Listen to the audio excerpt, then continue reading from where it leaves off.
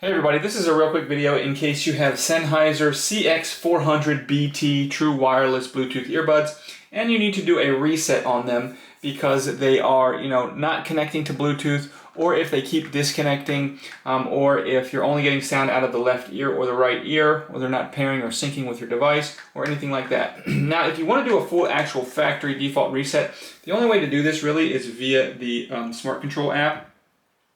But we can just do basically a power cycle, a soft reset, whatever you want to call it, straight from the earbuds to try to fix whatever issues you're having with them. So all you need to do is put them in the case as shown here and make sure the case is plugged in.